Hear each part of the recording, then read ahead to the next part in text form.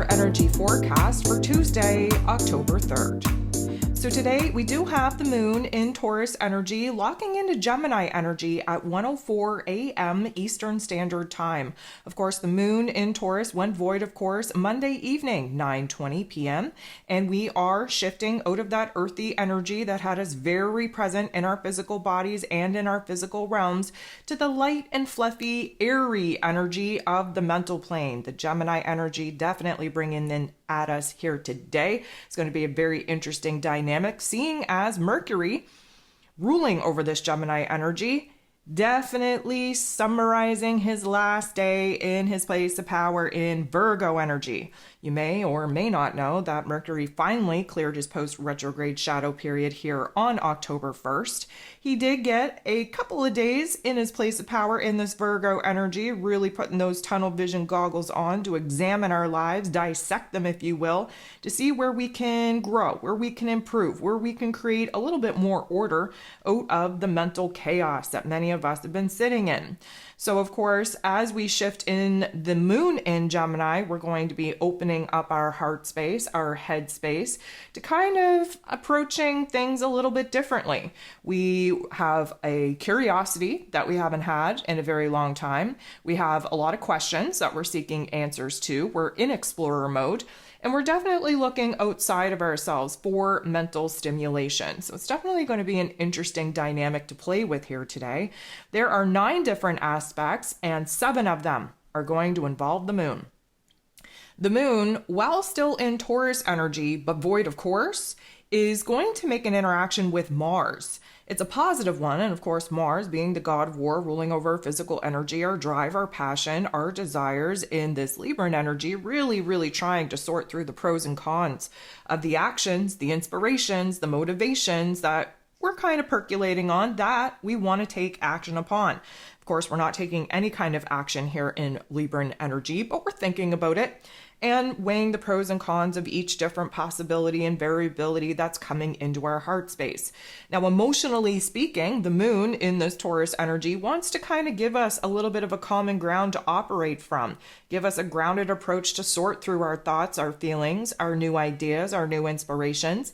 And because of this, this is actually growing in intensity where new passions, new desires are actually concerned. It is at this point that the moon is going to transition into the Gemini energy. Again, 1:04 a.m. Eastern Standard Time, we're locking into it.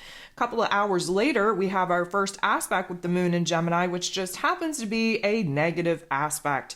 We're getting into the boxing ring. We're squaring off with Saturn, the Lord of Karma, who is retrograde in Pisces energy, trying to help us break down, destroy, disconnect, and detach from the old version of self, dissolving the old dreams, the old belief systems that the old version of self had created. This particular square is really going to bring a little bit more of a serious, somber tone to our emotions, to our mental plane. We are kind of, I'm going to say, unpacking where it is that we feel a lot of weight, a lot of responsibility, if you will, to make some changes and transformations that maybe we're not mentally or emotionally prepared to make as of just yet. That Saturn energy always kind of brings us down a couple of pegs, makes us a little bit of a negative Nancy, a little bit of a Debbie Downer, but we're going to use this particular focus as a focal point on what it is that we want to gain information and details on so that we can make an informed decision on how we're going to break away from some of these aspects and get to building new ones. The moon in Gemini going to make a semi-square, a little bit of a tension, less tension than a major square. This is a semi-square, so we're going to cut that tension and conflict in half.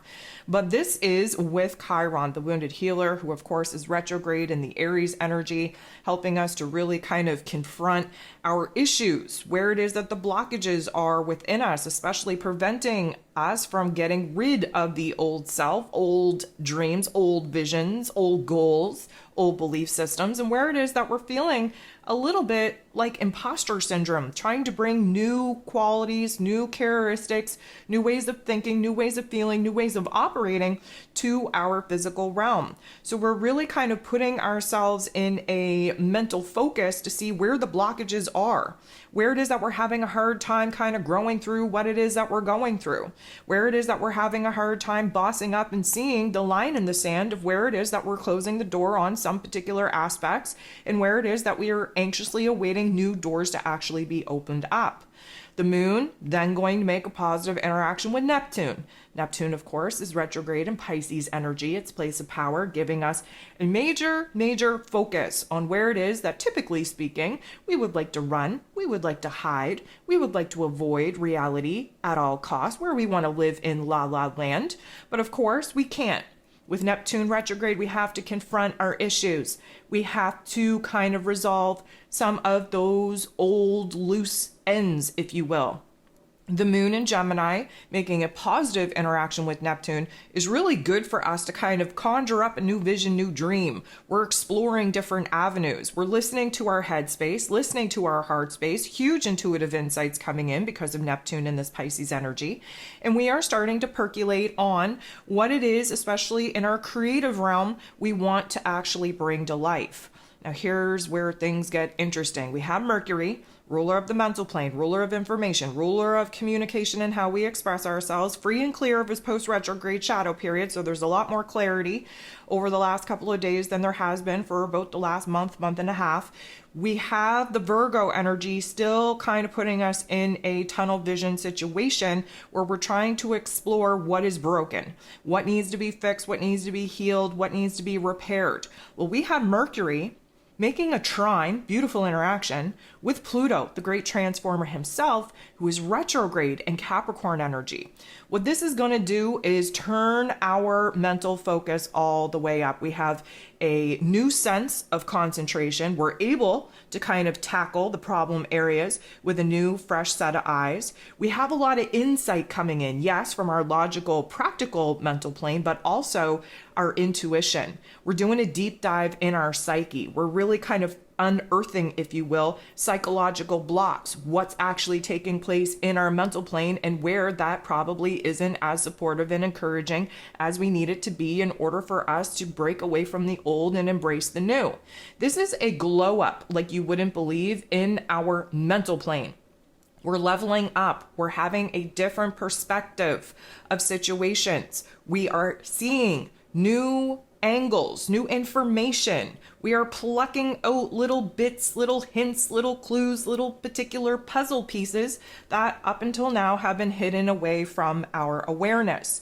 This is a definite indicator that we are deep diving for the truth, that we are kind of ready to explore the unexplored, and where it is that new topics and themes are kind of gaining momentum as far as wanting our attention. So we're definitely going to be all up in the mental plane, but this is a trine. This is a good energy, which means that we're getting to the nitty gritty of what it is that we want to fix, what it is that we want to resolve, where it is we have to create order out of the mental chaos.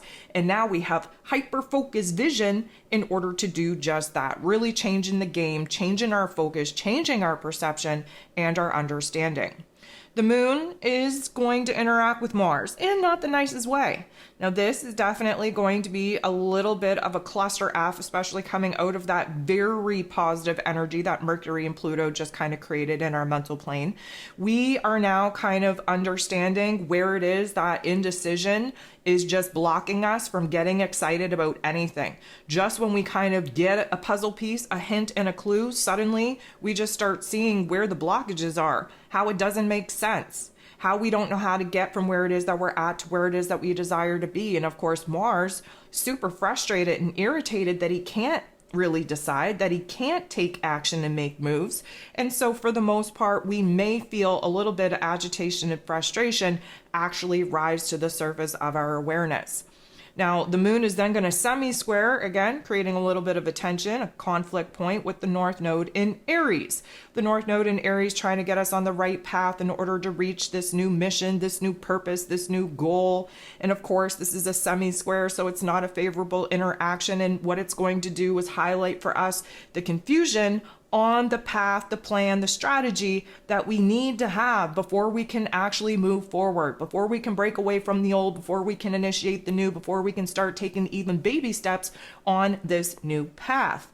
Luckily for us, we have the moon trining with the sun. So we get this trine because Gemini energy that the moon is in and Libran energy that the sun is in, they're both air signs, which means there's a lot of processing going on between our heart and our head, between our inner realm, between our outer realm. But in this particular instance, we're really kind of percolating on the highs and lows, on everything in between. Here we have the Gemini energy that represents the twins, that always kind of puts us in an extreme point of view in order for us to sort out the details, to find a common middle ground. Well, we have similar topics and themes coming out of this Libran energy. We want to achieve balance, but we're living in extremes in order to realize where that balance is needed.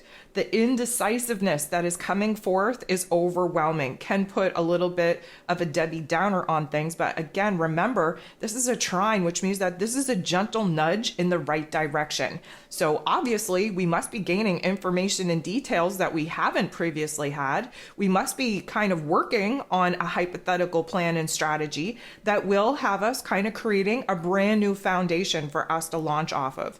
Of course, the moon very connected to the past, so the Gemini energy looking back and bringing new insights into this present moment. The sun very much projecting a bright light on the future, what it is that we want to work towards. And of course, in Libran energy, we're working towards achieving balance. We're working towards trying to kind of come to peace, terms of acceptance, if you will, to understand where it is that we want to kind of, brighten life up just a tad.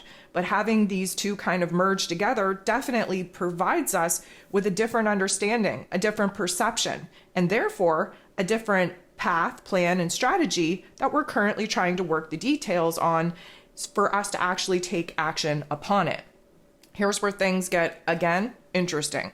Venus, the goddess of love, beauty, worth, pleasure, and money, who is in the heart and soul of the zodiac in this Leo energy, building up in emotional strength to be bold and brave and courageous enough to do what we got to do in our physical realms to weed out the old and actually create the space to invite in the new.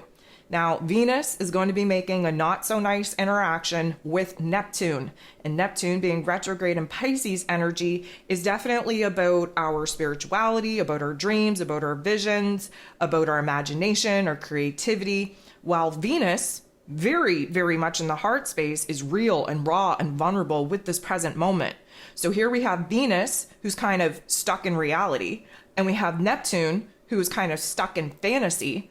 And they're interacting in such a way that is creating a lot of confusion around what it is that we actually want for ourselves. Part of us wants to see things matter of fact, the way that they are, as ugly as they may be. But on the other hand, we want to kind of check out from reality, especially if things are kind of ugly, in order to create a new vision, new dream, new fantasy on what it is that we would prefer to be looking at instead of the ugliness that, again, is coming at us front and center. So it's almost like we have to achieve balance on being able to accept reality, understand that it's not as pretty as we would like, tap into a vision and a dream on where it is that we can make things a little bit better. And again, be able to bring it into the heart space and understand what it is that we actually want to create out of it. Now, this is definitely going to highlight some insecurities, definitely going to put us in a situation to be questioning ourselves, creating a lot of doubts. We're not feeling so safe and secure, not only in our own skin, but in the presence of others. We're having a hard time picking up and articulating on our own thoughts and feelings, and therefore the perceptions that we're having about the world around us likely isn't accurate. So this is when indecision that we're in Libra season is definitely going to be highlighted at its most extreme, especially where our heart space is concerned. And again, finding and striking that balance between keeping it real and keeping it in a realm that keeps our hopes and wishes and dreams up, that we can manifest a better situation and a circumstance than the one that we're currently in.